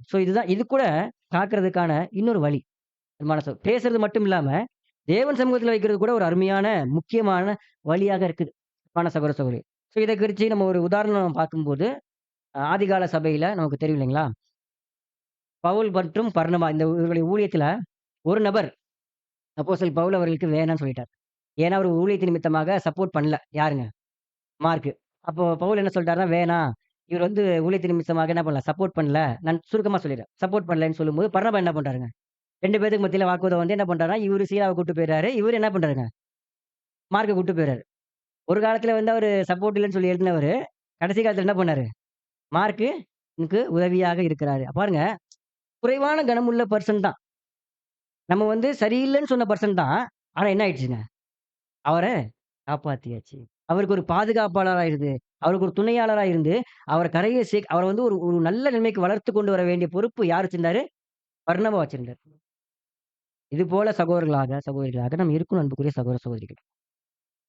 ஒரு மன்னா வாசிக்கலாம். செப்டம்பர் 2வது நாள் மன்னா. தெரியுதுங்களா? நீங்கள் மாயமற்ற சகோதர சிநேகமுள்ளவர்களாகும்படி சுத்த இருதயத்தோடே ஒருவரில் ஒருவர் ஊக்கமாய் அன்பு கூறுங்கள். 1 பேதுரு 1வது அதிகாரம் வசனம் 22. திருச்சபையாருக்கு அறிவு அல்லது ஞானம் மிக உயர்ந்ததாக கருதப்படும்.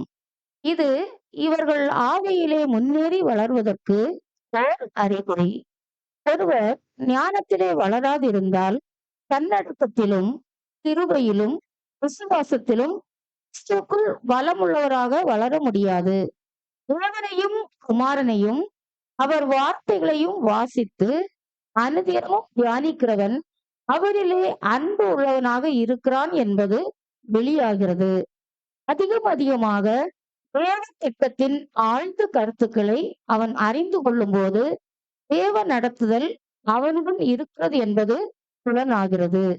நம் குடும்பங்களில் நம் பிள்ளைகளின் பேரில் நாம் அன்பு காட்டுவது போல சபையில் பிள்ளைகளைப் போல் சேர்க்கப்படுபவரிடத்திலும் அன்பை காட்டி ஆவியிலே வளரச் செய்ய வேண்டும்.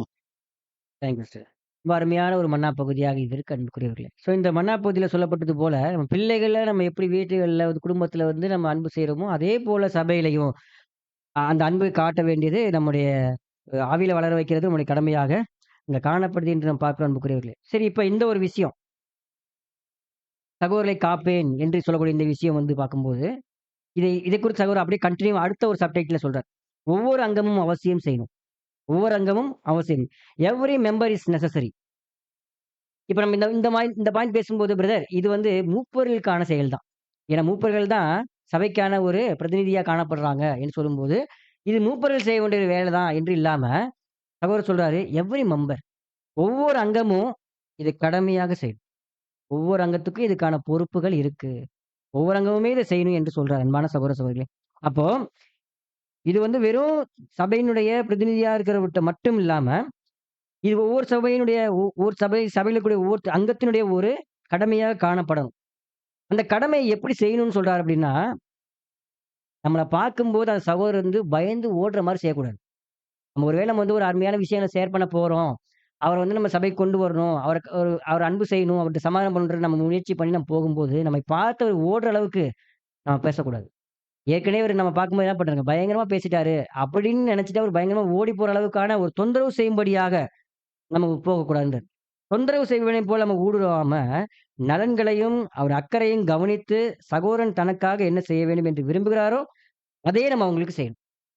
ஸோ நம்முடைய வார்த்தைகள கொண்டு சகோதரர் ஆதாயப்படுத்தும்படியாக நம்ம என்ன பண்ணணுங்க, அவர்களை நம்ம வசனத்தினால தேற்றி, வசனத்தின் மூலமாக ஆலோசனைகளையும், அறிவுரைகளையும் குடுத்து நம்ம கொண்டு வரணும். மாறாக தொந்தரவு செய்வது போல, ஒரு நாளைக்கு 100 ஃபோன் கால்ஸ் பண்ணோம்னா எப்படி இருக்கும்? இதுபோல தொந்தரவு பண்ற மாரி இருந்தா எப்படி இருக்குங்க? அப்படி இல்லாம, அவர்கள ஃப்ரீயா விட்டு, அவங்க சரியான இருதய நிலைமையில இருக்கும்போது, சரியான சிந்தனை நிலைமையில இருக்கும்போது, நம்ம அவங்கள ரீச் பண்ணி, அவங்களுக்கு சரியான வகையில என்ன பண்ணணும்னா, நமக்கு ஆலோசனைகள் குடுக்கணும். இது மூப்பர்களுக்கு மட்டும் கிடையாது. ஒவ்வொரு அங்கங்களுக்கும் இது அவசியம் என்று அங்க சொல்றார் அன்பானவர்களே. அப்ப சபைக்காக ஊழியம் செய்யக்கூடியவர்களுக்கு மட்டும் இல்லாம, ஒவ்வொரு அங்கங்களுக்கும் இது ஒரு முக்கியமான ஒரு ஒரு கடமையாக சகோதரர் அங்க சொல்றார். ஒவ்வொரு அங்கமும் இத முக்கியமா செய்யும்போது, நாம் அந்த சகோதரர்கள் பேர்ல அன்பு செய்யவும், நன்மை செய்யவும், அதன் மூலமாக மேன்மை அடையவும், அது மிகப்பெரிய வாய்ப்பாக அந்த காணப்படும் என்று பார்க்கிறோம் அன்புக்குரிய சகோதர சகோதரிகளே. பாடத்திற்கு இறுதியாக, கடைசி துணை தலைப்பு, ஆபேலின் ரத்தம் பேசினது. அல்லது ஆபேல் ரத்தத்தின் சத்தம். The voice of ஆபேல்ஸ் blood. இந்த துணை தலைப்போடு சகோதரர் இந்த பாடத்தை நிறைவு செய்றார். அப்ப இந்த தலைப்புல என்ன சொல்ல வர்றாருன்னா, இந்த தலைப்புல சகோதரர் இந்த பாடத்தினுடைய நிழல் பொருளான விஷயத்த மட்டும் வைக்கிறார். இந்த சம்பவம் இருக்கு இல்லைங்களா? இந்த சம்பவத்தினுடைய நிழல், இந்த சம்பவம் ஒரு நிழல். இந்த நிழல்லேருந்து ஒரு சின்ன பொருள மட்டும் வச்சுட்டு இந்த பாடத்த நமக்கு இங்க நிறைவு செய்றார். அன்பானவர்களே, ஆபேலின் ரத்தம் பழிவாங்கும்படியாக கதறினது தேவன் சமூகத்துல. ஆபேலின் ரத்தம் சத்தம் போட்டுச்சு இல்லைங்களா தேவன் சமூகத்துல. என்ன சொன்னுச்சு? என் சகோதரன் காயின் என்ன பண்ணுங்க என்னைய கொன்னுட்டாரு. இதற்காக நீதி கேளுங்க, நீதி செய்யுங்க என்ற உணர்வத்தான் அந்த ரத்தம் வெளிப்படுத்துச்சு. இப்ப அப்படியே ஆப்போசிட்.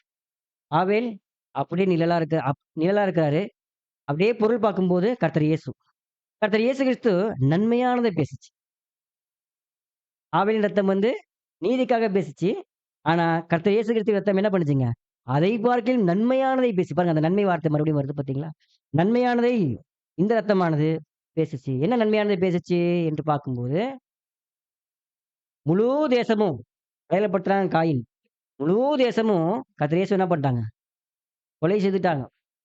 ஒரு சகோதரர் தான். அவர்களும் சகோதரர்கள் தான். கோத்திர முறைமையின்படி பார்த்தாலுமே சகோதரர்கள் தான். கரெக்ட்டுங்களா? ஸோ இந்த சகோதரர்களா இருக்கிறவங்க, தன்னுடைய சகோதரன நேசிக்கப்பட்ட ஒரு சகோதரன, அன்பு சகோதரர் என்ன பண்ணிட்டாங்க அப்படின்னா, முழுமையாக வெறுத்து கொலை செஞ்சுட்டாங்க. இப்ப அந்த கொலை செஞ்சதுக்காக தேவனுடைய கர்த்தர் இயேசுவின் ரத்தம் பழிவாங்குங்கன்னு கேட்கல, மன்னிங்கன்னு கேட்டுச்சு.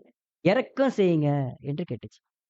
ஆபேலின் ரத்தம் கேட்டது போல இல்லாம, கர்த்தர் இயேசுவின் ரத்தம் வந்து மன்னியுங்க, இரக்கம் செய்யுங்க, அவங்களுக்கு தயவு செய்யுங்க என்று கர்த்தர் இயேசுவின் ரத்தம் இப்படி கேட்டுச்சு என்று நமக்கு இங்க இந்த விஷயத்த ஃபைனல் பண்றாரு.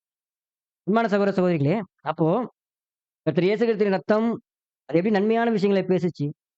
நன்மையான விஷயங்களை பேசுச்சு.